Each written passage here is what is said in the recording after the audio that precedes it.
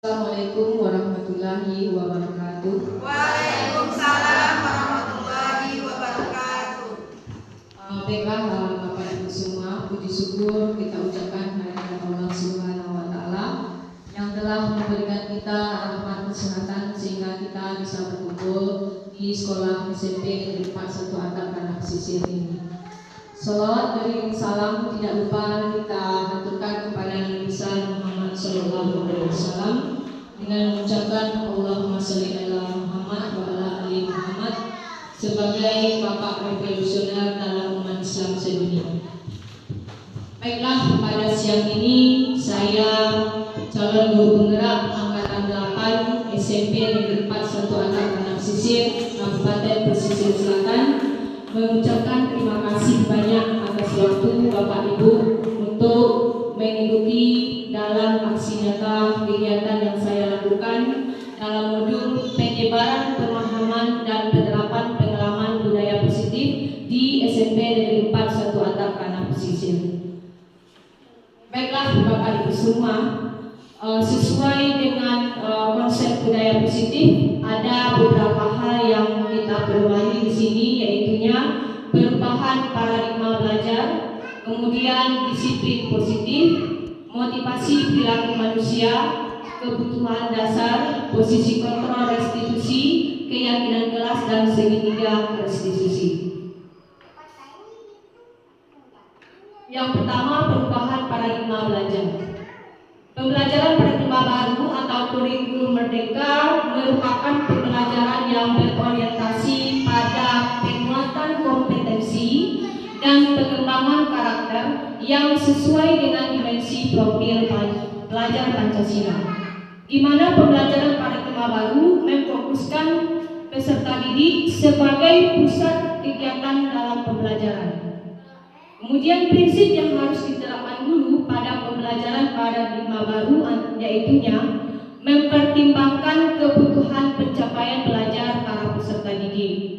Kemudian membangun kapasitas belajar murid agar mereka bisa menjadi seorang pembelajar yang sepanjang hayat. Yang ketiga, mendukung perkembangan kognitif serta membentuk karakter murid. Jadi inilah Bapak Ibu paradigma perubahan kurikulum merdeka yang kita harapkan pada peserta didik yang akan terjadi. Kemudian apa itu disiplin positif?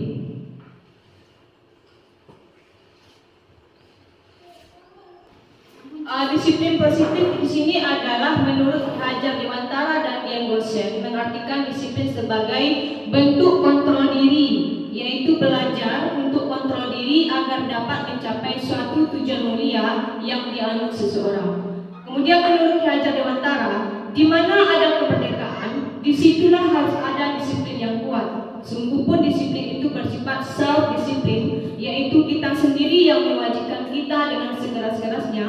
Tetapi itu sama saja, sebab jikalau kita tidak cakap melakukan self-disiplin, wajiblah seorang penguasa lain mendisiplinkan diri kita. Jadi maksudnya Bapak Ibu, jika seandainya bentuk disiplin positif ini tidak bisa dilakukan dengan kesadaran penuh oleh para stakeholder di sekolah, maka wajiblah penguasa atau orang-orang yang lain bisa mendisiplinkan diri kita. Kemudian selanjutnya, motivasi perilaku manusia. Seseorang bertindak untuk melakukan sesuatu tentu ada motivasi yang muncul dari dalam dirinya, yang terutama untuk menghindari ketidaknyamanan atau suatu hukuman. Kemudian untuk mendapatkan imbalan atau penghargaan dari orang lain. Kemudian untuk menjadi orang yang mereka inginkan dan menghargai diri sendiri dengan nilai-nilai yang mereka percaya. Dari ketiga motivasi perilaku manusia, dalam mewujudkan disiplin positif yang harus ditanamkan dalam diri murid adalah yaitu poin yang nomor 3 Bapak Ibu. Karena dengan memiliki motivasi tersebut, siswa atau murid telah memiliki motivasi intrinsik yang berdampak jangka panjang, di mana motivasi yang tidak akan terpengaruh pada adanya hukuman atau hadiah. Murid akan tetap berperilaku baik dan berlandaskan nilai-nilai kebajikan karena mereka ingin menjadi orang yang menjunjung tinggi nilai-nilai yang mereka hargai. Jadi Bapak Ibu, jika seandainya nanti siswa atau murid kita melakukan suatu sini yang mendasari perilakunya adalah dari dalam diri murid tersebut. Jadi otomatis yang perlu kita tuntun di sini adalah motivasi yang ketiga, yaitu menjadikan murid yang diinginkannya dan bisa menghargai diri mereka sendiri dengan nilai-nilai kebajikan yang telah mereka percayai. Selanjutnya, kebutuhan dasar manusia. Ada beberapa kebutuhan dasar manusia. Yang pertama yaitu kebutuhan untuk bertahan hidup, di mana di dalam kebutuhan ini bersifat fisiologis, yaitu suatu kebutuhan yang ingin dilengkapinya dalam bentuk kesehatan, rumah, dan makanan. Kemudian kebutuhan kasih sayang dan rasa diterima. Di sini termasuk kebutuhan psikologis, di mana murid-murid ini kebutuhannya untuk mencintai dan memiliki, kebutuhan untuk memberi dan menerima kasih sayang dan koneksi sosial. Kemudian kebutuhan kebebasan, kebutuhan akan kemandirian, memiliki pilihan dengan rasa senang atau mencoba hal-hal baru. Jadi selanjutnya kebutuhan akan kesenangan, di mana di sini kebutuhan untuk mencari rasa senang, bermain dan tertawa. Kemudian yang terakhir adalah kebutuhan penguasaan. Di sini yang kebutuhan penguasaan ini adalah kebutuhan pengakuan atas kemampuan, meliputi keinginan untuk dianggap berharga, bisa membuat perbedaan, bisa membuat pencapaian, kompeten, diakui dan dihormati. Namun Bapak Ibu, ketika seorang murid melakukan suatu perbuatan yang bertentangan dengan nilai-nilai kebajikan atau melanggar peraturan, hal itu sebenarnya dilakukan karena mereka gagal memenuhi salah satu kebutuhan dasar mereka. Maka itulah sebabnya mereka mungkin saja melakukan kesalahan atau pelanggaran itu ingin mendapatkan atau ingin memenuhi kebutuhan dasarnya dalam bentuk kasih sayang dan rasa diterima. Demikian Bapak Ibu mengenai kebutuhan dasar manusia. Selanjutnya posisi kontrol restitusi. Di sini posisi kontrol di sini ada 5 Bapak Ibu. Yang pertama posisi penghukum, di mana seorang penghukum bisa menggunakan hukuman fisik ataupun verbal. Orang-orang yang menjalankan posisi penghukum senantiasa mengatakan bahwa sekolah memerlukan sistem atau hal yang dapat lebih menekan murid-murid lebih dalam lagi. Di sini kalau di dalam posisi penghukum ini akan membuat murid menjadi pendendam atau memberontak dan tidak menyukai guru atau mata pelajaran yang diampunya. Kemudian posisi kontrol yang kedua adalah membuat merasa bersalah, di mana posisi ini biasanya guru akan bersuara lebih lembut. Membuat rasa bersalah akan menggunakan keinginan yang membuat orang lain merasa tidak nyaman. Murid akan merasa bersalah atau menjadi rendah diri dan menarik diri dari lingkungan. Ini adalah posisi membuat merasa bersalah. Kemudian posisi kontrol teman, di sini guru tidak akan menyakiti murid, namun akan tetap berupaya mengontrol murid melalui persuasi. Posisi teman pada guru bisa negatif ataupun positif. Positif di sini bisa berupa hubungan baik yang terjalin antara guru dan murid. Kemudian guru di posisi teman menggunakan hubungan baik dan humor untuk mempengaruhi seorang murid menjadi tidak mandiri, tidak bisa berpikir untuk diri sendiri. Murid berlaku baik pada orang-orang tertentu saja, atau pada guru tertentu saja, atau pada mata pelajaran tertentu saja. Kemudian pada posisi kontrol, pada posisi pemantau, memantau berartinya mengawasi. Pada saat kita mengawasi, kita bertanggung jawab atas perilaku orang-orang yang kita awasi. Di sini posisi pemantau berdasarkan pada peraturan-peraturan dan konsekuensi. Dengan menggunakan sanksi atau konsekuensi, kita dapat memisahkan hubungan pribadi kita dengan murid sebagai seseorang yang menjalankan posisi pemantau. Murid akan menghitung konsekuensi dan hadiah tanpa memahami sepenuhnya nilai kebajikan yang dituju. Nah, di sini murid akan tidak sepenuhnya menjadi mandiri. Manajer, di posisi manajer, guru berbuat sesuatu bersama murid, di mana mempersiapkan murid untuk mempertanggungjawabkan perilakunya dan mendukung murid agar dapat menemukan solusi atas permasalahannya sendiri. sendiri.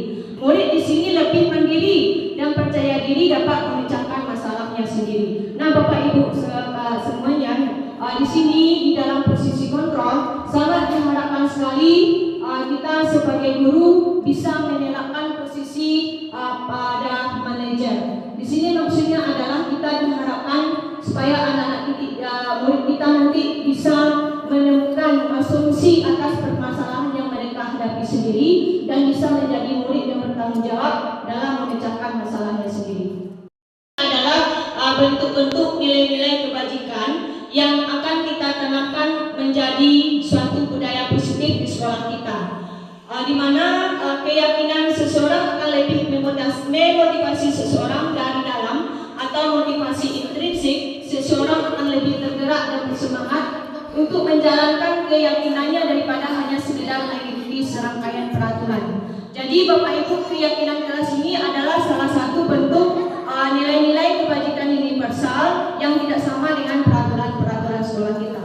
Gimana ciri-cirinya? Yaitu keyakinan kelas bersifat lebih abstrak daripada peraturan yang lebih rinci dan konkret. Kemudian keyakinan kelas berupa pernyataan-pernyataan universal. Pernyataan keyakinan kelas senantiasa dibuat dalam bentuk positif. Keyakinan kelas hendaknya tidak terlalu banyak sehingga mudah diingat dan dipahami oleh semua warga kelas. Keyakinan kelas sebaiknya sesuatu yang dapat diterapkan di lingkungan kelas. Kemudian semua warga kelas hendaknya ikut berkontribusi dalam pembuatan keyakinan kelas lewat kegiatan curah pendapat. Kemudian bersedia meninjau kembali keyakinan kelas dari waktu ke waktu. Bapak Ibu semuanya, kami di sini sangat mengharapkan Bapak Ibu semua sebagai wali kelas pada kelas-kelasnya untuk mulai membentuk keyakinan kelas bersama siswa, di mana di sini siswa yang diminta untuk menuangkan pendapat-pendapatnya, nanti diminta mereka bercurah pendapat mengenai kesepakatan kelas apa yang akan disepakati di dalam kelas tersebut untuk bisa dijadikan sebagai kebajikan-kebajikan universal di kelasnya. Yang mungkin nanti kalau keyakinan kelas sudah bisa diterapkan di kelasnya dengan baik, otomatis nanti keyakinan kelas ini sudah bisa dijadikan sebagai budaya positif di sekolah kita. Contohnya Bapak Ibu, keyakinan kelasnya meminta murid untuk masuk kelas tepat waktu. Nah, di sini benar-benar disepakati apakah semua siswa sepakat untuk hadir tepat waktu sebelum PPR. Jadi keyakinan kelas itu Bapak Ibu benar-benar diminta dari ide-ide murid-murid kita.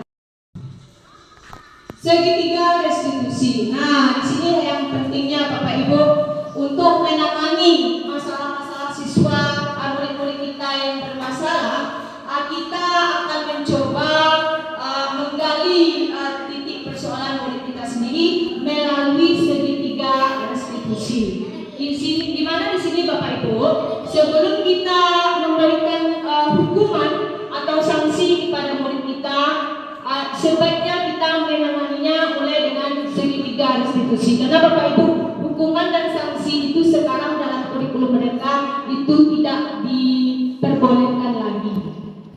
Jadi cara kita menangani kasus siswa kita yaitulah melalui segitiga restitusi. Yang pertama, ada 3 tahap dalam segitiga restitusi, yaitu menstabilkan identitas.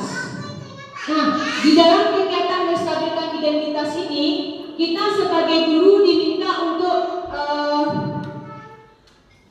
mencari kembali, mengolah kembali identitas murid kita, mengapa mereka melakukan kesalahan tersebut. Pasti ada alasannya murid kita untuk melakukan kesalahan, dan meyakinkan kepada mereka bahwa kesalahan yang mereka buat itu bukan satu-satunya yang mereka membuat kesalahan. Karena kita sebagai guru juga pernah membuat salah. Jadi langkah yang pertama itu pada murid kita menstabilkan identitas murid kita dulu.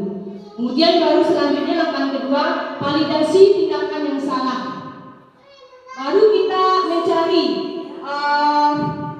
alasan-alasan mengapa murid kita melakukan suatu kesalahan tersebut. Yang berikutnya dengan cara yang efektif untuk mendapatkan pasti murid kita itu melakukan salah, tentu ada keinginannya mengapa mereka melakukan kesalahan. Jadi kita validasi tindakan yang salah mereka itu. Kemudian baru langkah yang terakhir adalah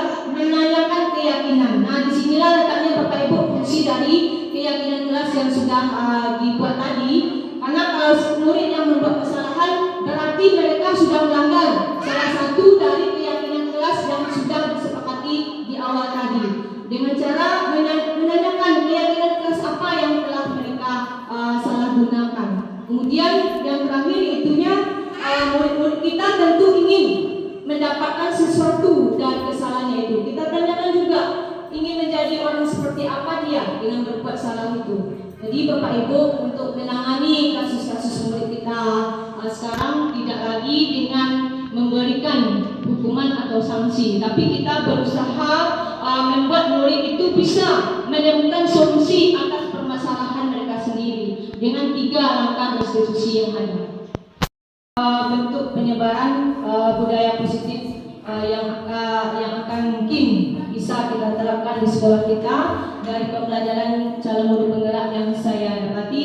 Mudah-mudahan uraian yang tadi bisa bermanfaat untuk kelangsungan proses pembelajaran di sekolah kita. Baiklah Bapak Ibu semua, dari sepanjang uraian yang disampaikan tadi, kalau ada masukan atau tambahan dari Bapak Ibu, kami persilakan.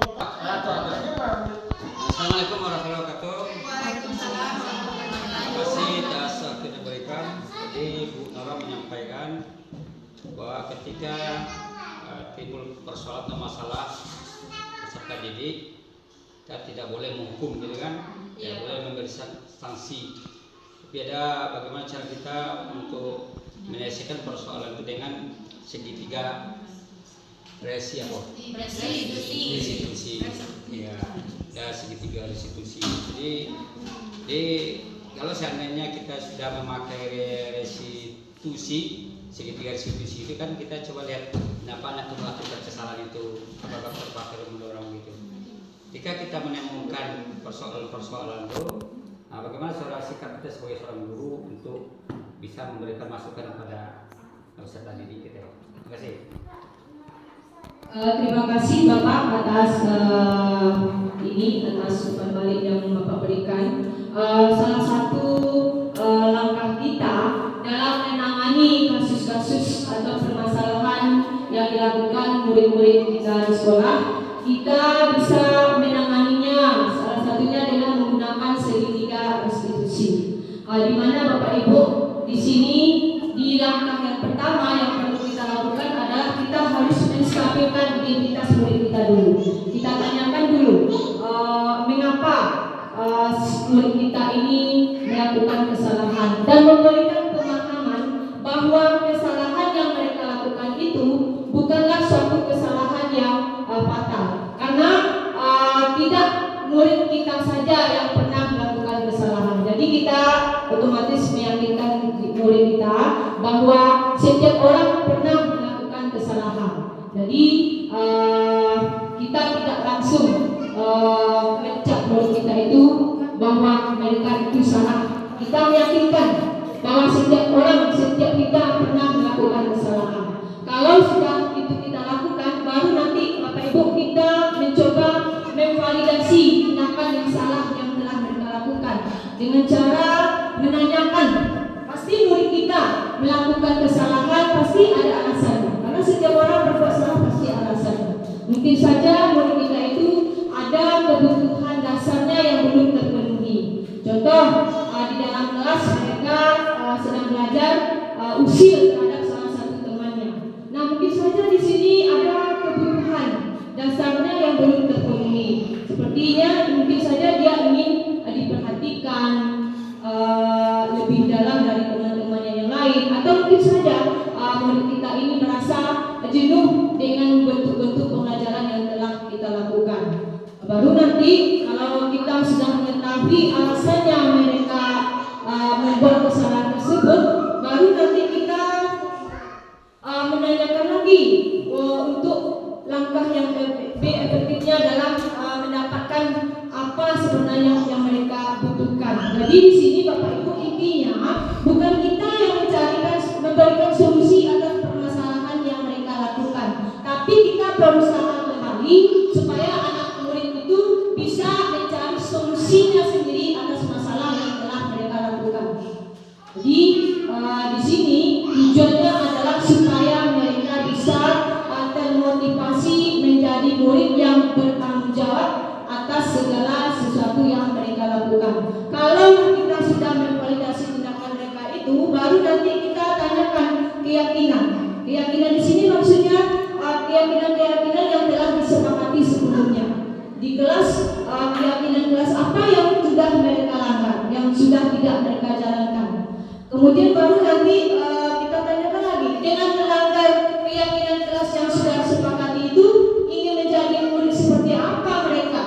Jadi ibaratnya kita hanya sebagai fasilitator untuk mereka bisa menemukan solusi masalah yang sudah mereka buat. Jadi kita tidak lagi Bapak Ibu harus menguraikan dengan panjang lebar mengapa murid kita itu solusinya seperti apa. Jadi yang kita minta di sini dalam segitiga restitusi benar-benar murid yang bisa menemukan solusi atas permasalahan yang telah mereka buat.